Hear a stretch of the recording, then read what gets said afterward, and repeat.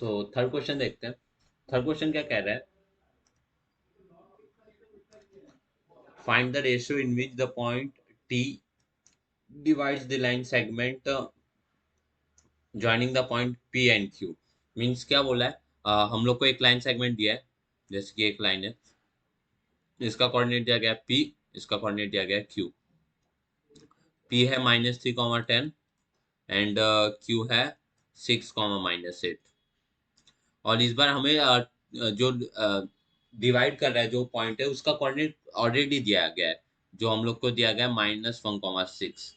इस बार हम लोग को उल्टा पूछा, हम लोग को ये जो रेशियो है m/n हम लोग हर बार जो फाइंड करते हैं वो रेशियो पूछा गया है कि ये कौन से रेशियो में डिवाइड कर रहा है। हर बार हमको रेशियो दिया जाता है, जो पॉइंट डिवाइड कर रहा है उसके कोऑर्डिनेट पूछते हैं, इस बार कोऑर्डिनेट दिया हमको रेशियो पूछा है, सिंपल। सो देखते हैं कैसे होगा। अभी देखो, इसको मैं x1, y1 ले लेता हूँ, इसको मैं x2, y2 ले लूंगा, इसको मैं x, y ले लूंगा, और हमको रेशियो पूछा गया। सो वही वही सॉल्व करते देखते हैं सेक्शन फॉर्मूला लगाने से आता है क्या। So let p x, y1, q x2, y2 and t x, y be the given points। let p x1, y1, q x2, y2 and t x, y be the given points। ये हम लोग को इस बार दिया गया है ना।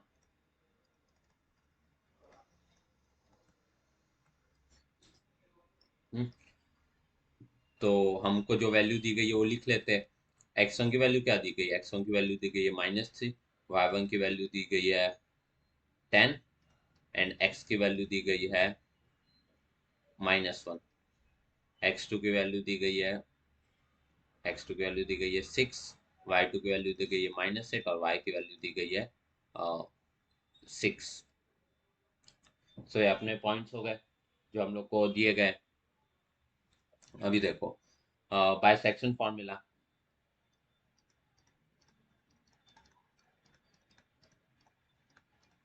अभी सेक्शन फॉर्मूला क्या? एक्स कोऑर्डिनेट निकालने के लिए हम लोग क्या करते थे? mx2 plus nx1 divide by m plus n।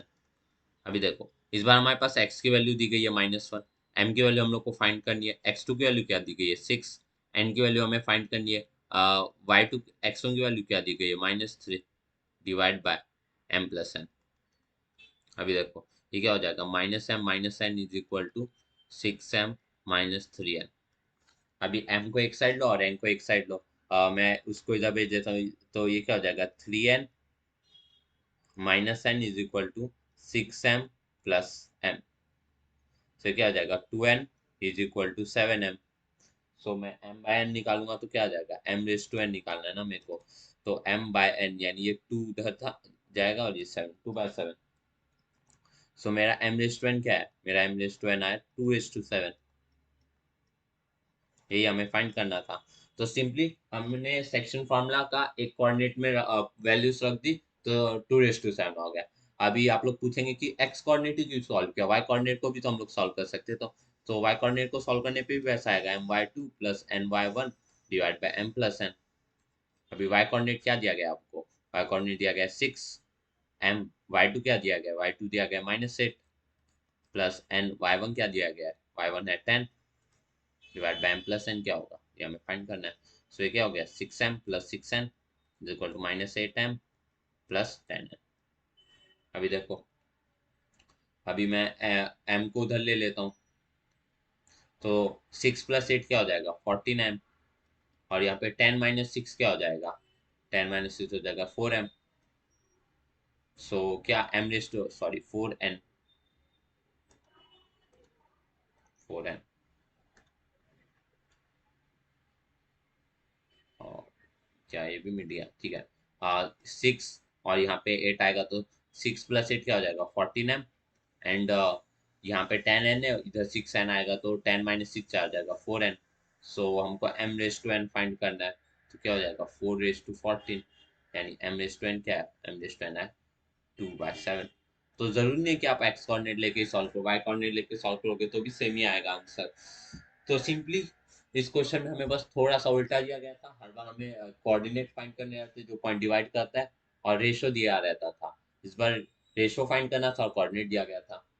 तो हमने बस सेक्शन फॉर्मूला में वैल्यूज पुट कर दी तो एम रेज टू एन हमको मिल गया। अभी अगला क्वेश्चन देखो, क्वेश्चन नंबर 4 क्या कह रहा है। क्वेश्चन नंबर 4 देखो, point P is the center of the circle and AB is the diameter. Find the coordinate of point B if the coordinate of A and P is 2 raised to -3 and -2 raised to 0. तो एक काम करते हैं, पहले ये question करने से पहले हम लोग क्वेश्चन नंबर 6 करते हैं। देखो क्वेश्चन नंबर 6 क्या है, find the coordinates of the midpoint of the segment joining the point 22, 20 and 0, 16. Means अभी जैसा हम लोग सेक्शन फॉर्मूला पे इतना क्वेश्चन देख रहे हैं, ये मिड पॉइंट फॉर्मूला पे क्या था फॉर्मूला। देखो समझो कि ये ए पॉइंट है, ए 22,0 और ये बी पॉइंट है, बी पॉइंट क्या दिया गया है 0,16 और हमें इनका मिड पॉइंट दिया गया है, मिड पॉइंट बोला गया है क्वेश्चन में कि हाँ मिड पॉइंट है। तो इनका मैं मिड पॉइंट ले लेता हूँ सी, इसके कोऑर्डिनेट में अज्यूम कर रहा हूँ कि ये x1 x, y है। अभी जैसा कि हमने डिस्कस किया था मिड पॉइंट है, तो C point A line A B को कितने कौन से रेशियो में डिवाइड करेगा, 1:1 में डिवाइड करेगा। इसके कोऑर्डिनेट में ले लेता हूँ x1, y1, इसके कोऑर्डिनेट में ले रहा हूँ x2, y2 और ये तो हमें x, y दिया ही गया है जो कि हमें फाइंड करना है। तो क्या है, let a x1, y1 is equal to a 22,0। Sorry ये 22,0 नहीं 22,20 है, यहाँ पे 20 आएगा।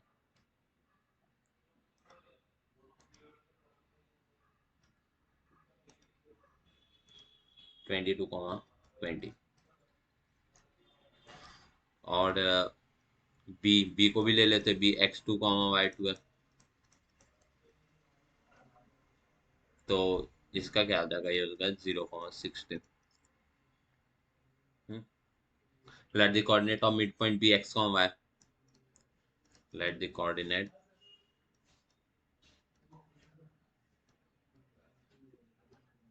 of midpoint C x, y। तो इसके कोऑर्डिनेट x, y ले लिए। सो हम लोग के पास क्या क्या इन्फॉर्मेशन आ गई, हम लोग के पास आ गई कि x1 की वैल्यू है 22, y1 की वैल्यू है 20, x2 की वैल्यू दी गई है 0, y2 की वैल्यू दी गई है 16 और हमें xy की वैल्यू निकालनी है। सो बाय अभी हम लोग ने क्या देखा, सी इसका मिड पॉइंट है, ये 1:1 में डिवाइड कर रहा है, तो हमने मिड पॉइंट फॉर्मूला देखा था तो वही अप्लाई करते हैं बाय मिड पॉइंट थ्योरम।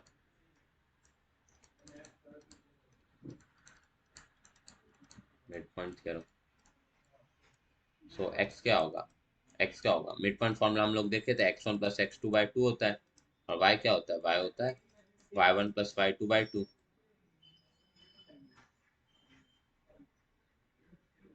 सो x1 की वैल्यू क्या दी गई है 22, x2 की वैल्यू क्या दी गई है 0/2, तो 22/2 क्या होगा 11। y कोऑर्डिनेट देखो, y1 की वैल्यू क्या दी गई है 20, y2 क्या वैल्यू क्या दिया गया है 16 डिवाइड बाय 2, तो 20 + 16 क्या होगा 36, 36/2 क्या हो जाएगा 18, तो y कोऑर्डिनेट क्या है 18, x कोऑर्डिनेट क्या है 11।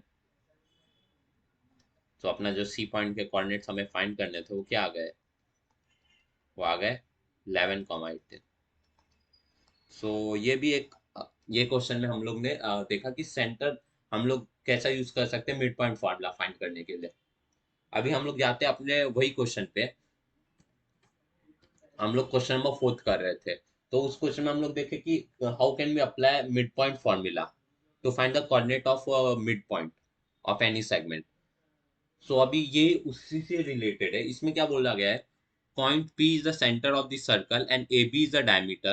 Find the coordinates of point B if the if the coordinates of A and P is 2, -3 and -2, 0। Means क्या बोला है, एक लाइन सेगमेंट है, ये एक सर्कल है, सर्कल का डायमीटर दिया गया है, सर्कल का डायमीटर को नाम दिया गया है कि a, b एक सर्कल का डायमीटर है और तुम्हें a के कोऑर्डिनेट्स दिए गए हैं 2, -3 और तुम्हें बी के कोऑर्डिनेट्स नहीं दिए गए, सो मैं इसको x2, y2 ले रहा हूँ। और अभी बोला गया है ये जो सर्कल है इसके अंदर एक पॉइंट P है, P सर्कल का सेंटर है, P सर्कल का सेंटर है और इसके कोऑर्डिनेट्स भी दिए गए हम लोग को वो है -2,0। अभी देखो, एक डायमीटर, एक सर्कल है, सर्कल में एक डायमीटर है, डायमीटर में हमको जो ए ए ए बी एक डायमीटर है जिसमें ए के कोऑर्डिनेट्स दिए गए और बी के कोऑर्डिनेट्स नहीं दिए गए, यानी बी के कोऑर्डिनेट हमें फाइंड कर रहे हैं। और फिर एक सर्कल का सेंटर दिया गया है, सर्कल का सेंटर है जिसके कोऑर्डिनेट्स दिए गए हैं -2,0। अभी देखो, सर्कल सेंटर है, अभी सेंटर रहेगा तो इसका मतलब क्या रहेगा, मीन्स ये डायमीटर है और ये सेंटर है, तो मतलब क्या होगा, ये वाला रेडियस होगा, ये भी रेडियस होगा, क्योंकि डायमीटर को, सर्कल का सेंटर है डायमीटर को दो इक्वल पार्ट में डिवाइड करता है जो कि उसका रेडियस रहता है, यानी ये भी रेडियस होगा, ये भी रेडियस होगा, यानी ये वाला डिस्टेंस और ये वाला डिस्टेंस इक्वल होगा, यानी इसको कौन से रेशो में डिवाइड कर रहा है। अगर मैं बोलूँ कि पी पॉइंट ए बी को 1:1 में डिवाइड कर रहा है तो क्या गलत होगा? नहीं, क्योंकि वो बीच में आएगा, क्योंकि जो डायमीटर होता है उसके बीच में रहता है सेंटर, यानी मैं कह सकता हूँ कि सेंटर डायमीटर को दो इक्वल पार्ट में डिवाइड करता है, दो इक्वल पार्ट में डिवाइड करता है, इसका मतलब क्या हुआ, वो उसको 1:1 में डिवाइड कर रहा है। सो 1:1 में डिवाइड कर, इसका मतलब कौन सा फॉर्मूला लगेगा, centre mid point theorem, mid point formula. So let A के कोऑर्डिनेट्स जो हमें 2,-3 दिया गया है उसको मैं ले लेता हूँ x1, y1, और पी के कोऑर्डिनेट्स जो हमें दिए गए -2,0 उसको मैं ले लेता हूँ x, y। सो हम लोग को क्या आ गया, and and one more thing, B के कोऑर्डिनेट्स ले लेता हूँ x2, y2। तो हमारे पास क्या आ गया, वैल्यूज देखो, x1 की वैल्यू दी गई है 2, sorry it's 2 not -2।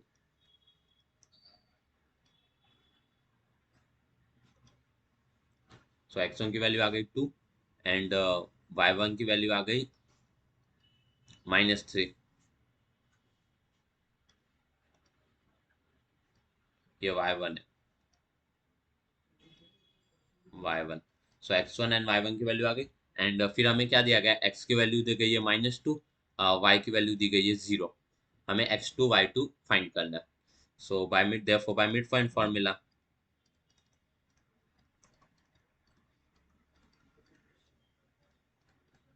Mid point formula क्या कहता है, मिड पॉइंट फॉर्मूला कहता है कि जो x कोऑर्डिनेट होगा वो होगा x1 प्लस x2/2, एंड जो y कोऑर्डिनेट होगा वो होगा y1 प्लस y2/2। अब यहाँ पे अपने पास x1, x की वैल्यू गई है -2, x1 की वैल्यू क्या दी गई है 2, x2 की वैल्यू हमें फाइंड करनी है और ये तो 2 है ही। यहाँ पे देखो, y की वैल्यू दी गई है 0, y1 की वैल्यू क्या दी गई है -3, और y2 की वैल्यू हमें फाइंड करनी है और ये तो 2 है ही। अभी देखो, ये 2 इधर जाएगा तो क्या हो जाएगा, 2 2 जा 4,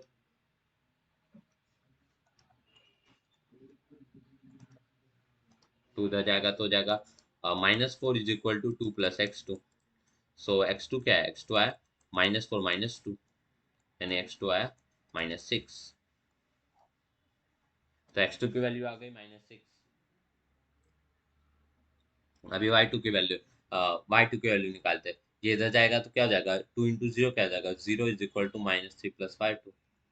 सो y2 क्या है, y2 आया 3, ये इधर जाएगा तो y2 की वैल्यू आ गई 3। सो अपना सेंटर क्या है, सेंटर मीन्स जो बी पॉइंट x2 y2 था वो क्या है, यानी बी x2 y2 की वैल्यू क्या है, वैल्यू आई -6, 3, जो हमें फाइंड करनी थी। हो गया ऐसा। तो यहाँ पे हमने सिंपल सी प्रॉपर्टी का यूज किया कि अगर एक सर्कल है और उसका एक डायमीटर है और जो सेंटर है वो डायमीटर को दो इक्वल पार्ट में डिवाइड करेगा जो कि होगा रेडियस, यानी ये जो क्वेश्चन था ये था मिड पॉइंट फॉर्मूला का क्वेश्चन। फिर हम लोगों ने जो बी पॉइंट के कोऑर्डिनेट निकालने थे वो मिड पॉइंट फॉर्मूला में पुट करके निकाल लिए। सो इसके साथ आपका क्वेश्चन नंबर 4 कंप्लीट हो गया। आगे देखते हैं क्वेश्चन नंबर 5 क्या कह रहा है। क्वेश्चन नंबर 5 देखो, find the ratio in which the point P divides the segment A B, okay, and also find K। सो क्या दिया गया है, हमको एक सेगमेंट दिया गया है, एक सेगमेंट